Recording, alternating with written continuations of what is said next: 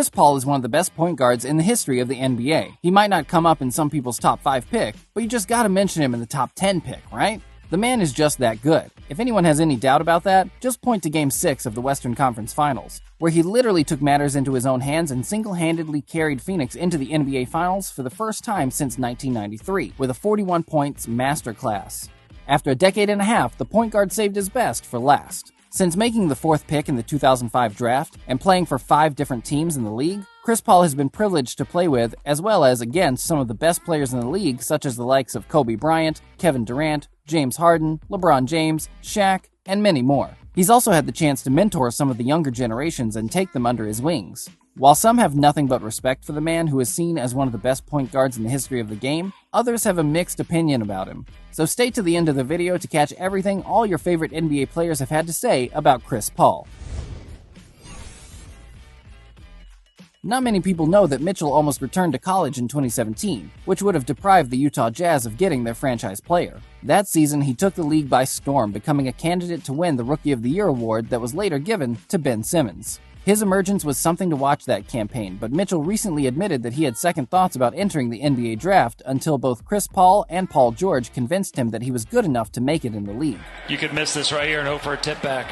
But if you make it, you got to go for a steal right away. But you're putting one of the best free throw shooters on the line again. So if I'm Donovan, you got to tip this out. Try to miss it. Donovan was asked what goes through his mind when he has to guard CP, and here's what he had to say. Having to guard CP. I learned so much from having to guard him. You know you can watch film as many times as you want, but like I watched the playoff series where you guys played Utah in the last 2 years ago, and I try like he gets to the ball on the bottom left side, he's going to cut back and do all this little stuff, he goes right, he does this, but it's one thing to watch it over and over, but you got to experience it at some point. You got to go through it. As much as I want to send him right, he's going to come left off the pick, and somehow he's going to get back to the left hand. So that was more of a learning experience of CP because I've been playing with him all summer. So they all kind of wore out after the first time he kicked my ass in the workout where he hit 5 straight points without dribbling the ball from the elbow against me and Luke. So yeah, that was kind of like the awe moment for me. That moment, I was like, I don't know if I'm ready for the draft. I don't know if I should be in the NBA because he didn't take a dribble to be scoring 5 straight points. I assume now we know why Mitchell didn't want to join the NBA draft in the first place. It seems CP has been destroying careers long before they started. The Beard and Chris Paul spent 2 years playing alongside each other with the Houston Rockets between 2017 and 2019. When James Harden was still with the Houston Rockets before his controversial move to Brooklyn, Harden played with superstars like Dwight Howard and Russell Westbrook. But his most eventful co-star in the Rockets was obviously Chris Paul. Paul was a 9-time All-Star before joining Houston in 2017, but he took a back seat to Harden. Despite the fact that there were multiple rumors about a friction between Harden and CP, it seems that both players have nothing but respect for each other. During an interview together at Houston, I think everybody knows this, how smart and just detailed of a basketball player Chris is. Obviously, he's a really good passer and can shoot the ball at a high level, but his detail and just the way he thinks of the game is on another level. One of the many reports about their supposed beef was that Chris had a problem with Harden's lack of interest in participating in the Rockets' offense when they didn't have the ball, including sometimes barely stepping over half court while spectating when Paul had the ball. Those who have watched CP and played with him can testify that he can be a really competitive guy on the court, demanding that everyone be involved in both offense and defense. Paul has a history of rubbing teammates the wrong way, and that's probably what happened here. The pair nonetheless experienced plenty of success together, and there's a possibility that whatever happened between them was exaggerated far more than was needed.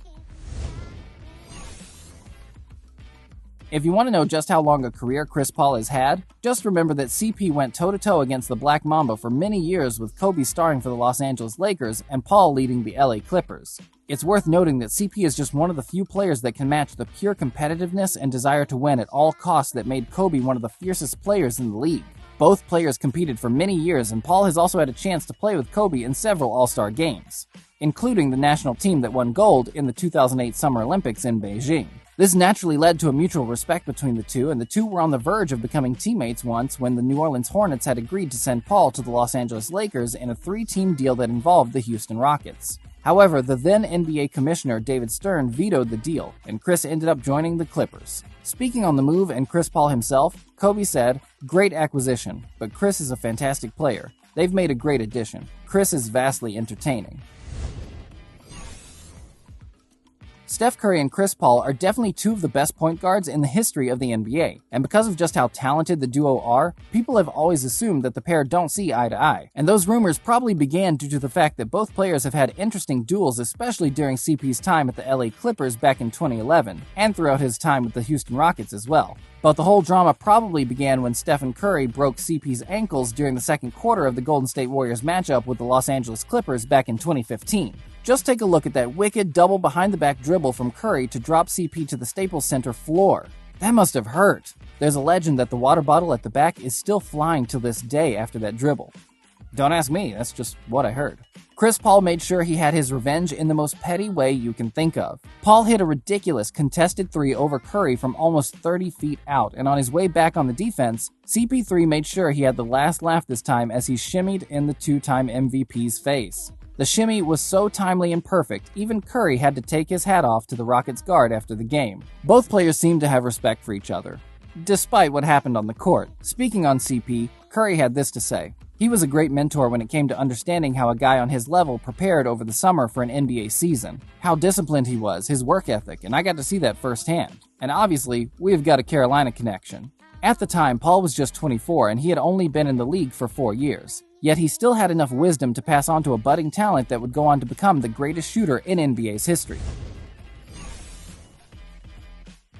Chris Paul and Blake Griffin spent many seasons together with the LA Clippers, but their relationship off the court wasn't the best. First things first, their partnership on the court turned the franchise into legitimate contenders in the East, with the Clippers reaching the playoffs 6 times in a row. However, a rift behind the scenes between the two players who had been the catalyst of their success ultimately prevented the Clippers from reaching the top. Blake was asked about what he thought about working with Chris many years after both players had gone their separate ways. You know what you're getting every night with CP3. He wants to win at all costs. He's going to go out and try to get that win at all cost, and like all good players, he demands a lot out of his teammates. The Lob City Clippers, led by Paul, Griffin, DeAndre Jordan, and JJ Redick, were one of the most talented teams in the NBA, even though they never made it past the second round of the postseason. In fact, this Clippers team are perhaps one of the most talented teams in NBA history to never win the title. This list would be incomplete if we failed to include Phoenix Suns coach Monty Williams. And the reason is due to the fact that both player and coach have come a long way and seen tough times together.